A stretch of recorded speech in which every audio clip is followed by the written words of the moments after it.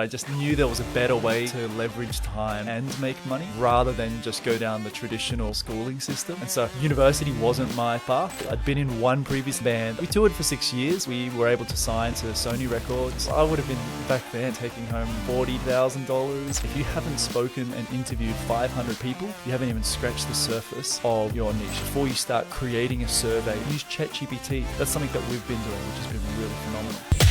This is the Content Capitalists Podcast. We talk to business owners who've used video to grow their businesses to $1 million a year or more. How they did it, what worked, what didn't. Welcome to the Content Capitalists with your host, Ken Okazaki. Hey guys, welcome to another episode of the Content Capitalist Podcast, where we have conversations with people, business owners who are doing at least $1 million and many times a lot more. Now, I have with me a guest who I met live in person, like face to face, about 4 years ago. And ever since then, we've been in touch. We've been following each other's progress.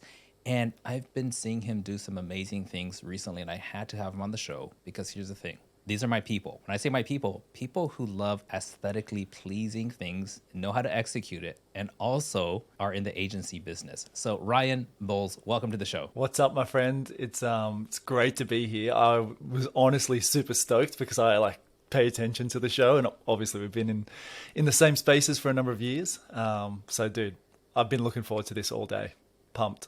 Amazing. And I was just reviewing some of your recent stuff, and I saw some tips you had in there. This is a little teaser for you guys who are listening or watching about how to conduct a 3-day shoot at a location. A lot of different content ideas, and obviously they're working because I looked at the statistics, and the stuff you're doing is engaging. And I'm here to learn from you at the same time as interview you and unpack your story for everybody listening. But before we get into that, I need the listeners and the viewers to understand the kind of value you're going to bring as a result of the experience you had. So could you give us a snapshot on what is your business? Who do you serve? How do you help them? Yeah, dude, we've got a business called the Profitable Group Academy. And it's been about since the first, that first time we were hanging out in the same room together. It was back in 2019 where I was really faced with sort of switching niche real hard. And we moved into a space from helping graphic designers, creatives, freelancers into a space of, like, you said the words exactly, like my people. I was in a room with you and I was like, these are my people. How can I serve these guys? And we started to figure out that communities online were, back in 2019, they were a thing then, but where obviously we've gone over the last few years, they've become even more invaluable. And so simply put, we've been helping coaches now for the last 3 to 4 years build profitable online communities that increase retention and decrease churn. Amazing. I think if you can just accomplish those two things and inspire confidence in your clients that you can do it, then you'll pick up customers really fast and easy, because who wouldn't want to increase retention, reduce churn in their business? I want to take us back. Right now, you have a business that's been running for several years. You've been doing, I believe it's been growing pretty steadily. And what I want to do is take us back to before that was a thing. What were you doing before you started your own business? How far do you want me to go back on this one? Because, there's a few stories in there that I could share. Well, when was your first business? Was this like 10 years old selling candy to the neighbors? Yeah, I don't know if I ever did the lemonade stand or the candy type thing. Getting paid my first dollar, not necessarily business, was working for my parents, washing and vacuuming the cars in the car yard for the rental business that they had. But I guess, many people probably might resonate with the fact that out of school, I just had this sort of, whether it was a chip on my shoulder or just a gut feeling that I just knew there was a better way to leverage time and make money rather than just go down the traditional schooling system. And so university wasn't my path. It was actually into personal training, which is where my first business officially started. I know, I can see the shock on your face. Not the kind of guy that necessarily is full of muscle and ripping out, a 6-pack and shirts off my back. But yeah, I started as a personal trainer, which was really where I guess sort of that coaching element came from. And this was I don't know, 17 years ago. So a long time ago, working one-on-one with people in the studio, in group sessions. I was, group coaching in parks and people's backyards and tennis courts. And that was sort of like the early days before I knew officially what coaching was, or, teaching at that sort of point. That's where it kicked off for me, just one-on-one and group sessions, helping people with their health. How did that pan out for you? Obviously, you're not doing that anymore, at least not as your main business. If you don't mind sharing some numbers, like how many hours a week or monthly were you doing? Ooh. What kind of revenue was that generating for you? Yeah, it was 40 to 50 hours. And that wasn't like training people that much. It was like probably 30% of that was actually training people. The rest was like trying to market my ass. Like we did door to door. Like we would walk up the Gold Coast Highway here and like walk into real estate agents. We'd walk into cafes. We'd walk into businesses and start to like try and build a relationship out of nothing. So cold, very cold, and engage people in such a way that we could hopefully, one, build relationship, two, identify maybe a challenge or problem that they had or a goal that they had in regards to their health, and then three, book them in for a free consult, free first session. So yeah, 40 to 50 hours a week, not all training. And, it at the time for me, that was, much lower than your average wage or salary. Yeah. So it was a hard slog. And so the way that you weren't quite hitting six figures a year, maybe? Oh, no way. Would you say? No way. I would have been back then taking home $40,000 maybe after tax. And that's Australian dollars, right? That's Australian dollars. Yeah. Thanks for clarifying.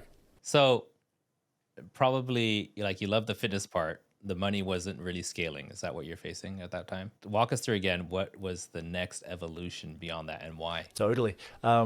During that period, I started I formed my first band. It was a metal band. I'd been in one previously before that I got invited into, but we honestly sucked, and so I quit. And the second band I was a part of forming. And so that was in 2009. We actually went on to, we started in a garage, started to think that we might be able to do okay. And so I put on our first, series of shows. The first show that we put on, I headlined. We were the only band that played as well, funnily enough. And we eventually made our way to growing quite a serious audience around Australia. And then it also spread worldwide as well. So we toured for 6 years. We were able to sign to Sony Records. We put out a number of records, and to this day, people still are messaging, asking for t-shirts and CDs and different things. And we sort of wrapped that up in 2015. But the band, if like the personal training is where I got my hands into sort of the coaching and the teaching, the band was where I really honed my marketing and my advertising skills, because we had a problem where we didn't have money to pay, or we didn't want to part with our money to pay a designer for t-shirts, for posters, for advertisements, for album art. And so I pretty much got a YouTube degree and learnt Photoshop myself and started to do all of that, which was where the next evolution started to move into, where I started a graphic design business where I could work from the back of the bus. Got it. And what was the name of the band, if you don't mind me asking? Yeah. People can check it out for sure if they want. Prepared Like a Bride. Prepared Like a Bride. So I'm going to have my editors go through and find some B-roll footage of you somewhere and cut it into this part, because I can't picture you in a metal band. Did you have long hair, multiple piercings, that whole deal? I did have my ears pierced. And funnily enough, maybe it was just end of last year, I found out that they're still pierced after like, a decade. Didn't have long hair. I had a huge beard though.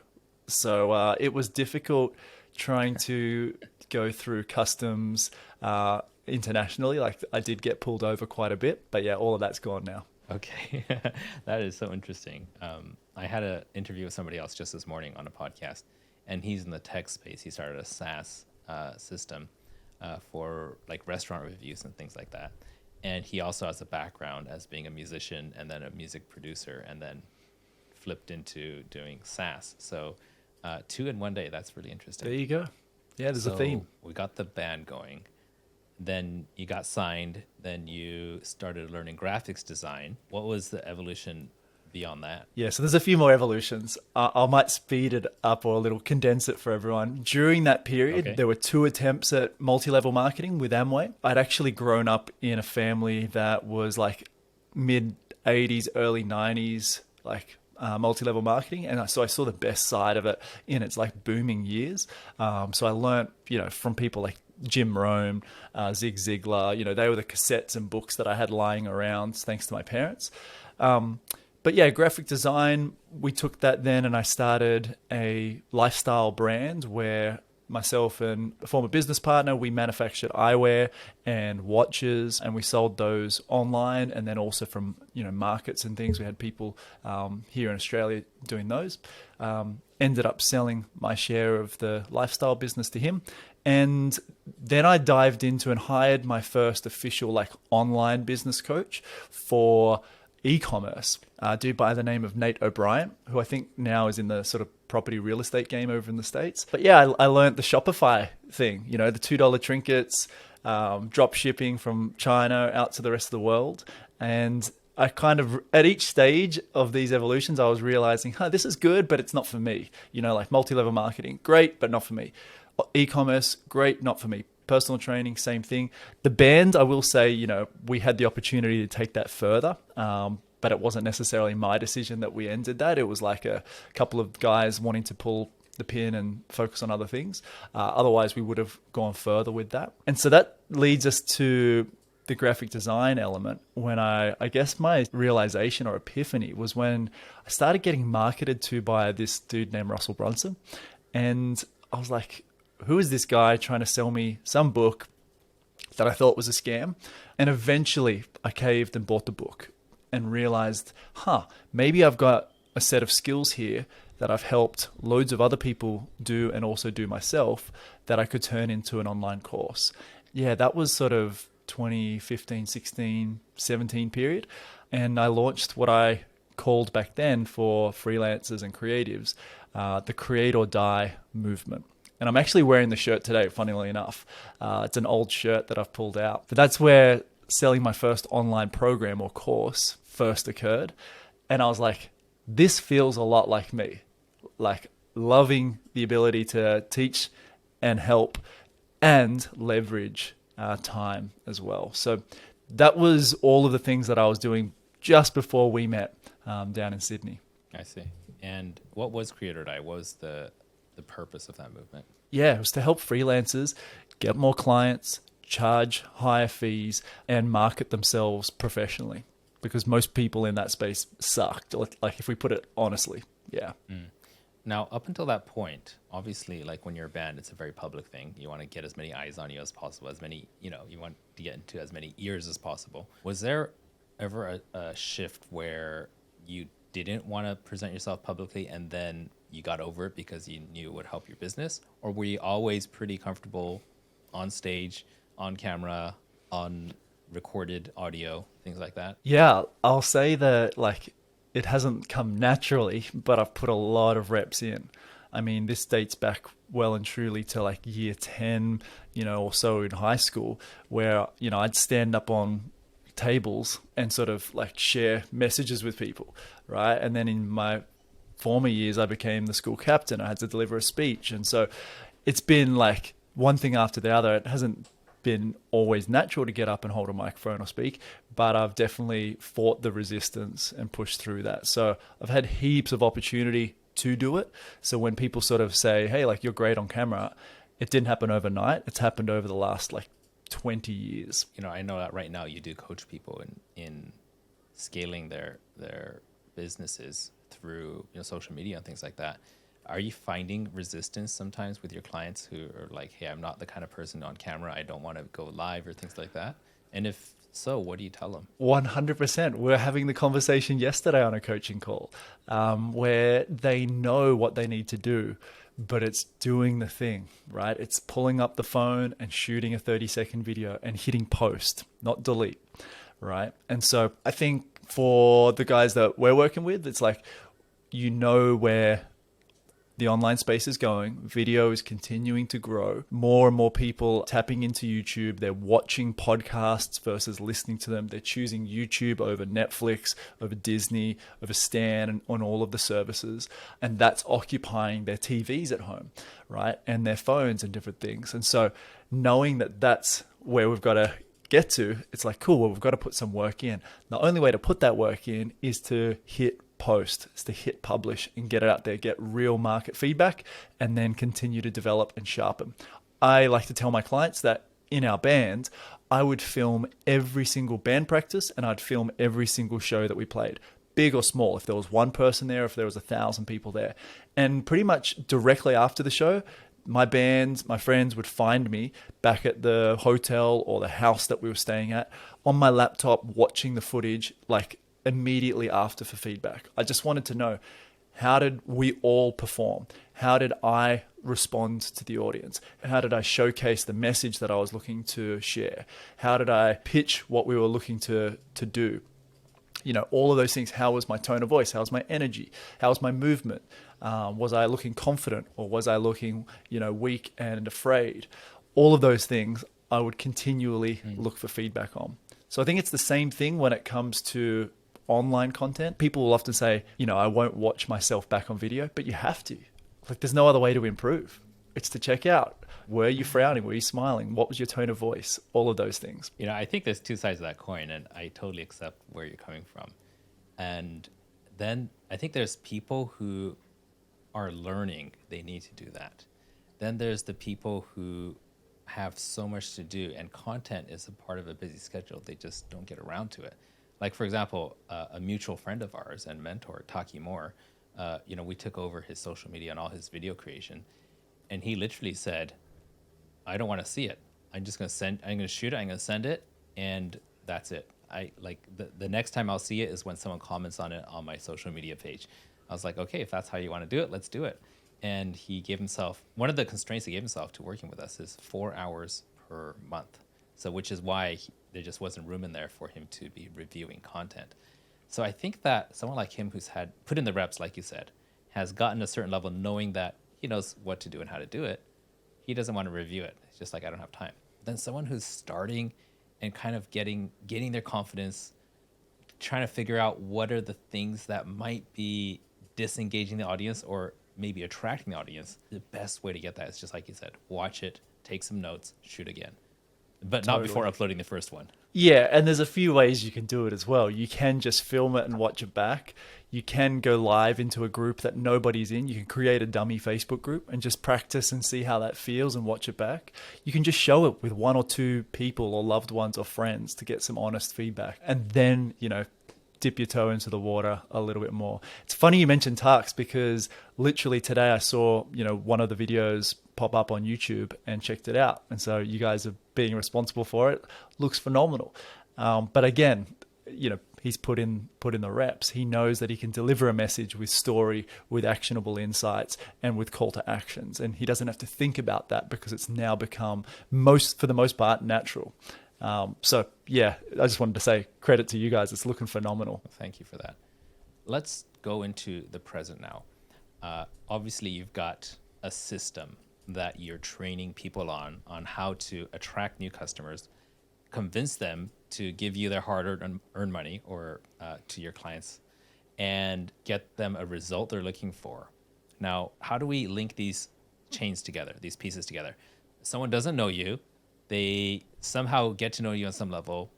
They're convinced to give you money. Then you get them the result. Like, what are the moving pieces here?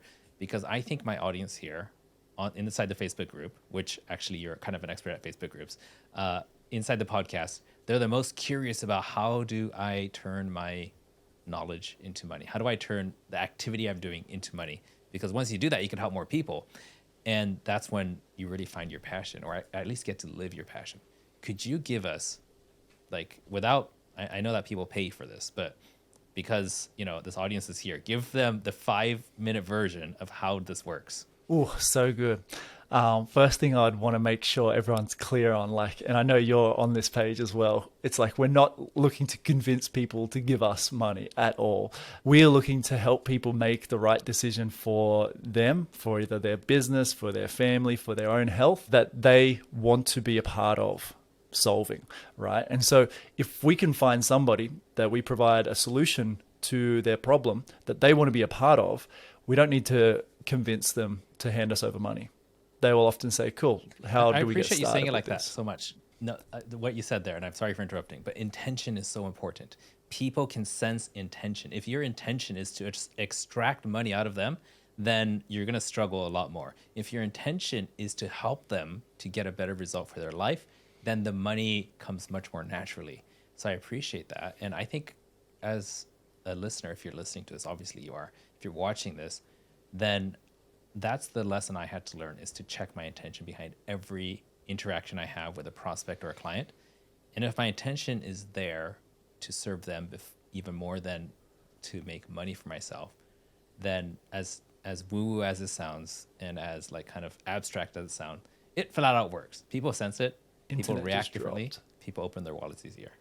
So I'm going to go back to you. I'm sorry for the interruption, but I just didn't want the audience to miss that distinction that you made there. Yeah, totally. I love that point about intention. And like intention follows attention as well. And so our goal is to build audiences that allow us that attention so that we can intentionally connect with the people that we know we were put on this earth to serve. And so that's where we're coming from to set a groundwork. There are multiple ways to build audiences. For the last 4 or so years, 5 years now, we've been dedicated to Facebook and previously Instagram as our audiences. Audiences shift, platforms change. So now there's a big push. We're definitely looking towards YouTube and shorter form content, but you've got to choose where your attention is going to be. And if you start with all platforms, you're going to struggle because your attention is too thin and it's not direct, so that you can intentionally talk to the people that you were put on this planet to talk to. So if we talk about Facebook, there are multiple ways you can do this. If you've got an email list or an audience that you've built elsewhere, you can direct those people to your Facebook group. If you don't have an audience, it does come down to, hey, you've got to find where those people hang out. There are no doubt, if you're in the health, wealth, or relationship space, which no doubt if you're listening or watching, you will be in one of those buckets, somebody has already put together and gathered the people that you can serve. Now, I don't believe that there is such thing as competition, and this has been something that I've been working through in the last maybe a couple of years or so, but I've come to this conclusion that there's no such thing as competition, because I believe I was put here for a specific assignment, just as I believe you were put here, Ken, on this earth for a specific assignment. So even if we were serving the same people, we wouldn't be in competition with each other, because some people are going to resonate and need to be served by you. Others are going to resonate and need to be served by me. So if that's the case, no matter the audience that somebody's gathered, not everybody in that audience is going to benefit from being served by that person. So it's about building your audience, finding people in those spaces and starting to build connections there. Now, I'll say it very clearly. We are very against friending, cold DMing, pitching. That's so 2015, it's not funny. And coaches are still doing that in 2023. Some are having results, good for them. But they're also burning a lot of people along the way, right? And so we prefer to build an audience and connect with that audience through our content. I know you're on the same page in terms of using our content as a mechanism to connect, and that's the whole goal. So we need to build our audience, find where people are hanging out, and start to either add friends, invite to a group, etc. Then we need to connect with the audience through content.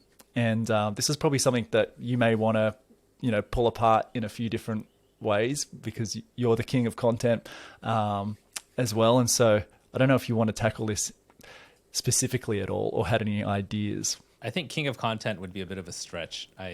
To be honest, I've had a couple people say things like that, and I'm not sure where that name came from, but I'll be straight up honest. I don't feel like I'm the king of content. I feel like I'm a student, and I got lucky being able to work with some pretty big name people. So I think people associate me with certain people who I worked with as clientele, but the rate that everything evolves at is, I don't think anyone can say they're the king of content. I think some people could say they've mastered a certain platform for that month or that quarter maybe, but then it's going to shift again, right?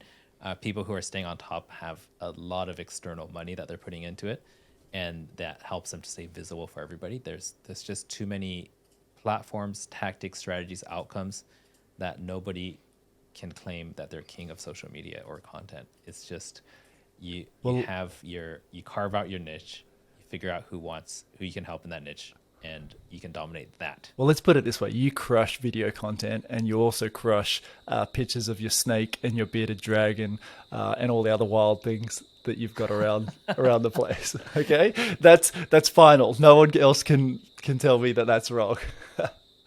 Okay, I'll take that. So if we were to look at this from like the perspective of the actual moving pieces, you've got, let me make sure I get this straight. You get really intentional about the kind of content that you make, especially on Facebook and Instagram. You intentionally, organically attracting and building an audience. And then I've kind of got lost and muddled in like, how do you begin that conversation with someone who wants to work with you? Yeah. Do you wait for them to reach out to you? Do you run ads? Do you reach out to them at some point? And then, because I think that gap, a lot of people have a hard time crossing that. Yeah. Let's get real specific. And also, you mentioned organic, paid, three ways of building an audience, right? Organically, paid, advertising, or partnership, which is what we're doing right here. I'm on your platform right now with your audience. People are seeing and hearing of me for the first time. My audience will naturally grow from that. So 3 ways that people can build those audiences. The content, we want to do a couple of things in our content. And I like to look at it sort of from 2 different angles. One, we've got like, if we call it a professional bucket, what are the 4, my numbers are all wrong today, 4 content drivers that we're speaking to with our audience? How are we targeting and talking to their fears, their frustrations, their wants, and their aspirations? That's like the basic necessities when it comes to the professional side of speaking directly to our ideal prospect. Then there's the personal side. So if that's all they hear is, hey, have you lost that weight? Hey, do you still not have clients? Hey, are you struggling with your marriage? Then they might not build a bond, build trust with you that is required to build that connection element, right? That intentional element. So from the personal side, we want to start to talk about things that interest us, but the key is that are universal as well globally, right?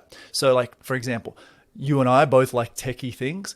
That's a fairly universal interest that people get, hooked on, they get inspired by, they get creative ideas, etc. So that's something that I would say in your tool belt is worth continuing to talk about, especially because you've got the Go Box and a bunch of other things as a product. But even if you didn't, I think people have always loved the fact that you show how your work setup looks, how you're using different softwares and apps. So that's sort of one thing. For me, I love cars, and specifically, I love Tesla cars as well. And so I'll talk about that and share those things, and people that also like Tesla, which is a fairly growing audience, start to go, Ryan likes the same kind of things as me. Maybe I could like Ryan.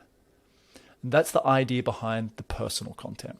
The professional is talking to their pain points and their desires.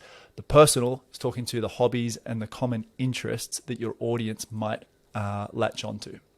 So does that help clarify a bit more of the content in terms of how we connect with people before we get to a message? It makes so much sense. And I was doing a tiny bit of research before this at your recent post, and I saw representations of those things that you just described there. Like I went check, check, check. Yep.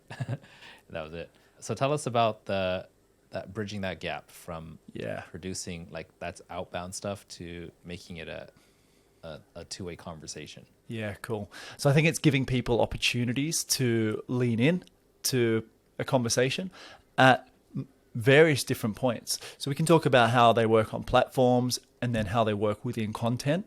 So within platforms, you might use, for example, features. Let's talk about Instagram for a moment. On stories, you can use features like polls, or questions that people respond to. And that way, naturally, the conversation will be able to move within a DM. So you might ask somebody, if you're in the health and wellness space, at what age were you feeling your best? Someone might say, 30 years old. You can then carry that conversation in, and the next question you might ask that's the right question at the right time would be, cool, and like, how are you feeling now? Like, how long ago was 30 and where are you at now? And so naturally we move into a conversation of a frame where they felt their best, now they're not. We can talk about if there's a solution for this. So that's talking about like the format, story, using a feature, moving to a conversation. In terms of within our content, multi-platform, you might have just simple questions. And I'd recommend everyone only focuses on asking one question at a time. I see a lot of content out there where people might say, hey, if you'd like help with this, comment this below. And if you'd like help with or want to watch this video series, also go to this link here. And now they've got two options. They've got decision fatigue and they just skip over the post. Or on YouTube, hey, like, comment, and subscribe. No one's doing three things for you and your YouTube channel, right? You got to focus on the one. And so whether it's a verbal call to action, hey, just leave a comment below if it's a video. Whether it's a written, hey, if you'd like more details on this, you could shoot me a message in the inbox with the word details. Or if you're using, for example, in a Facebook group, the poll feature, which might say, if I had a solution for getting your first real estate deal, what would be most helpful? A quick consult. B, a workshop with other real estate investors. 3, this. Okay. And so there are a couple of different ways within content on multi-platforms that you can start to initiate that conversation where it's not an outreach method, it's actually people inbound leaning in. Amazing. And I see such a contrast because I've gone down that road too, where I hired somebody to coach me on how to do like a DM type of marketing. And with outbound, the amount of people you burn through is not fun. I died a little bit inside when all these guys are like, please don't DM me anymore. And I look at their profile and I'm just like, I would have loved to have hung out with this guy at some point, even though I never met him.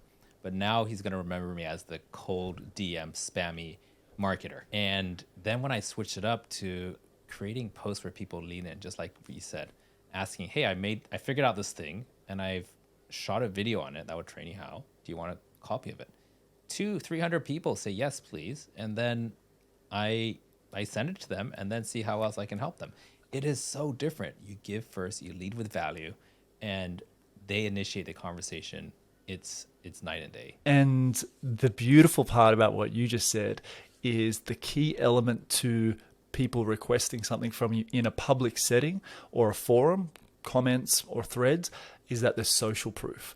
And so here's what happens psychologically, like in a news feed, whether it's Instagram, whether it's Facebook, etc., where because we've all been on these platforms for years and years, we're sort of numb to just the scroll. The way that our brains are sort of looking at content now is our eyes skim left to right, diagonal, etc. And as we get across the headline, across the image or the copy, and then down the bottom, we notice, is there comments or interaction on this post already? Is there shares? Is there comments? If you look at a post. And if I see a post that's got like 1,000 comments on there, I'm starting to think, man, maybe there's something in this post that I should actually stop and take notice of. Is it useful to me directly? Is it useful to maybe my clients? Or is it useful from the third lens of like, what can I learn from this that this person is doing well or doing right? So in the same way that you said you're a student, I'm 100% a student on this end too. That's so interesting. I'm also a student of my own behavior. And what happened, this is just like 2 weeks ago, I'm just kind of thumbing through Instagram Reels, right? And I realized that if there's a video that doesn't have an immediate impact, like the hook is not apparent, like somebody, a plane crashes or, somebody does an amazing backflip, right? Within about 5 seconds, if that doesn't happen, I immediately look at the engagement. How many comments and likes are there? And if it's a low number, I'm like, well, it's not worth the rest of my time, and I'll skip off. Totally. If it's a high number, I'm like, okay, I'll wait for it. Yeah. And I thought, wow, that is so interesting. So, and then I try to reverse engineer that into how can I start creating better frameworks for my clients when they shoot their short form video because of that behavior I caught myself doing. And I think I'm my own guinea pig so many times. I put out stuff and I don't know why it works, but then I try to analyze it. Sometimes I figure it out. Sometimes it's things out of our control, like some person with 1 million followers decided to share it or something. And there is that line that you can't control everything. Okay, let's pivot a little bit because I'm running out of time. Could you, and I think that there's a few questions coming in, but before we do that, tell us a little bit about how you see the coaching industry shifting, maybe even in the last few months where ChatGPT came into play, or things that used to work, like you mentioned, cold DMing, like 2015. Now it's it's barely working and not really encouraged. What tactics are you seeing dying, and what should people be focusing on if they're just coming into the space, or if they're established but they want to stay current? Yeah, I would first and foremost put video up top. And I'm not just saying this because I'm hanging out with you. I'm saying this because the content that is engaging me the most, I'm wanting to read less and less. And like we were just talking about, like just analyzing the way that I'm consuming content, I'm wanting to read less and less, especially on a screen, which might be different to other people. This may be just me, but I'd much prefer read from a book, etc., than scrolling and looking at a tiny screen for a long period of time. So I'd way rather put a video on, listen to something, go on a walk and consume that thing. So I feel like, talking to the crew that are in sort of our sort of spaces, it's similar for them as well. And so I'd recommend get good in front of a camera, or just get better. You don't even have to get good. Just get better. Like each day, get a little bit better, get a little bit more comfortable, get a little bit more confident in front of the camera. Because I think there is exponentially more opportunity for those who can connect with their audience via camera than those who can't. I think there's way more opportunity and upside there. I think already mentioned cold DMs, that, if you've been mentored or coached and told to do it that way, maybe you want to listen to Uncle Ken or Uncle Ryan, but just like stop. There are other ways to do it, and ways that your prospects will actually thank you for, rather than just burning holes through people and seeing them as numbers rather than people. In terms of ChatGPT, I think there's a lot of snake oil out there, people that are just selling the next hot thing, which we've seen through every iteration of online marketing and the online space. So I would just say, one, get your head around how you can utilize at least ChatGPT. There's 1,000 other platforms to do simple things for you. Like before you go and start Googling and digging, use ChatGPT as a research tool. Before you start creating a survey for your clients to put out, use ChatGPT to create the survey. That's something that we've been doing, which has been really phenomenal. We're actually playing with something at the moment on ChatGPT that will help you build out a sell by chat script and also bounce ideas back and forth as a prospect, which has been really cool. So I think there's, in the future, if you sell a program by chat, you will have an AI assistant that will be able to handle that conversation for you, which is really exciting. But you'll still need to keep the personal level. There are a few things that I feel are hot and cold at the moment. Amazing. Thanks for sharing that. And, one of my favorite ways to use ChatGPT, and it's funny because the way I communicate is in bullet points with people, just like do A, B, C, D, done, right? But then you want to be polite when you're speaking to, like other businesses or prospects. So now I literally just grab the email that I'm responding to. I paste into ChatGPT. I say, respond in a business-friendly tone with, and I give the bullet points. And then it reads the original email, looks at my bullet points, and composes a business-friendly response. It's like 90% exactly what I want. I change a couple words, hit send. And I'm like, thank God, I just give the bullet points to ChatGPT. They make it sound pretty, and so much that's fun. probably the biggest use that I have. I do have it in social media and stuff, but it just saves me so much time. I don't have to make everything sound pretty. ChatGPT does that for me. Yeah. I was chatting with my cousin about this, and he received an email from a buddy of his, and he was like, "Hey, if you receive any emails longer than one sentence from me, it's ChatGPT, just so you know," right? So if it's one sentence any longer, it's ChatGPT. It's not me, just so you know. I thought that was pretty cool. I'm like, yeah, email responders. There's so many functions for it. That's going to just change the game. I was also going to add video on the up, cold pictures on the down, ChatGPT on the up. The other thing on the up is still community in 2023. We haven't recovered after the last few years and the pandemic and all of the rest. Like, the world is screaming for community, despite wanting to do everything online and leveraged and virtually, etc. Screaming for community. So if you work on building your skill set for creating strong community, one, it'll help you and your people mentally it'll serve you in that regard. 2, it'll help your business absolutely in terms of retention, profitability, everything under the sun, if you focus and double down on community as well. So that would be sort of my 4th thing in that bucket. We can jump to questions. I 100% agree. And I 100% agree. And I think that if you're in this group watching, you probably noticed that I haven't put as much effort as I should. And I want the listeners to know, and Ryan too, that I do have a rollout plan where we're going to be adding tons more value in here again, get everybody here a bit more engaged, offer more things that will point you in the right direction to grow your business using social media and content. Now let's jump to the questions, Ryan. Number 1 is someone asked, as a startup, I have limited resources. What are some cost-effective strategies I can use to market my business and attract new clients? I think you mentioned a few, but is there anything else that you can add? Yeah, it's hard to know when someone says limited resources, what that looks like. I go straight to like Gary Vee style. I'm like, what can I sell? No money. No money at all. No money. Hey, well, social media is free, right? I'd go straight to organic and partnership. We'll leave ads, kick them to the curb. How can you get on podcasts like Ken's? How can you get on other podcasts? And I only look, and the goal here is just to look to someone that has a slightly bigger audience than you. You're not trying to get on Gary Vee's podcast because he's probably going to go, who are you? But it's just somebody who's got the podcast or the audience the next level up. And we're just going to play the game of reaching out and offering value and seeing, hey, who can I add some value to? That's going to be a phenomenal way to market your business and also build audience and also build partnerships, friendships that can lead to all sorts of opportunities down the road. That's where I'd go. I'd 100% agree with you on that. Here's the next question.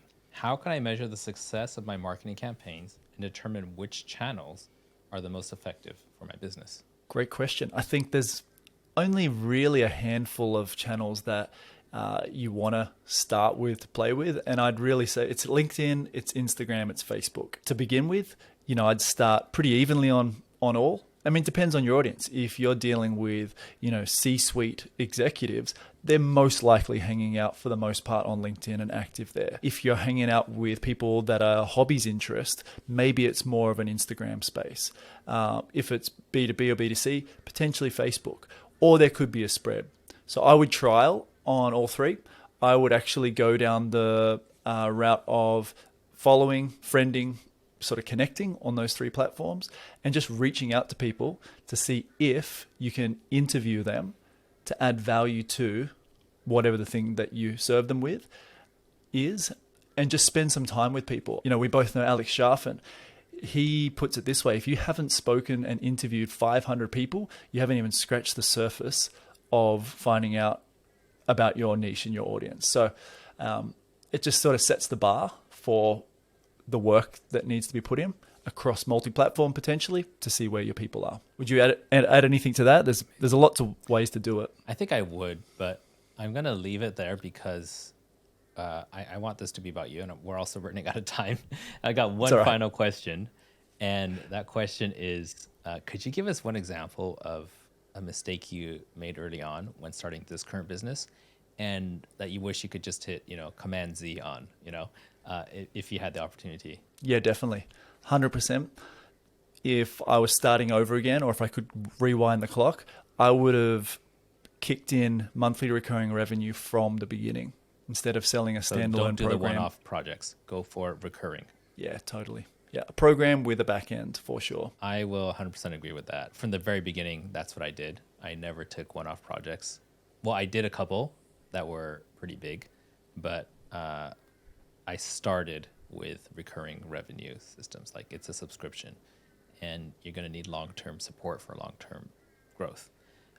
And that's growth for me and for my client, and then we grow together. Amazing. So I've got to wrap this up, but Ryan, if somebody were to want to get into your systems, your coaching, your programs, learn from you, where's the best place for them to start? Yeah, come hang out on Facebook.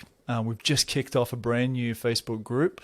If you follow me or have a bit of a lurk, you'll find out why that happened is because we got hacked and a bunch of other fun things. And so you can check out the group. It's called Conversion Pros. It's for coaches, consultants, and course creators. And if I could just jump back to question 2 to help that person about their marketing with no ad spend, where their people are hanging out, go again and look for the people that have got your audience, find out what platform they've built that audience on, and then that's a telltale sign as to where they hang out. Perfect. Thank you so much for adding that value. Guys, we're going to put all the links down below. If you're listening on the podcast, go to the show notes. If you don't have time to look, just Google his name, Ryan Bowles, Bowles, and you'll find him on all the socials. Also, guys, what I'd like you to do is, since you listened to the end, obviously there was something in here that spoke to you. I feel like you either connected with Ryan's story, a strategy he shared, or something. Write down in the comments, if it's on YouTube, if it's in the podcast, put a comment down below. What was it that made you keep listening or watching all the way till right now, which is the end? And that's all I ask from you. Ryan, any last words before we end this show? Dude, it's been fun. We should do it again. And like you said earlier, maybe we'll flip the seats. That could be fun. I'm looking forward to that. Guys, thank you so much for watching to the end. Don't forget to write your comment down below and also to give this a thumbs up. I just did that thing. I did 2 CTAs. What you just said not to do. I should be listening. No problem. Further. It's no problem. That's it, guys. I'll see you next time. Bye for now.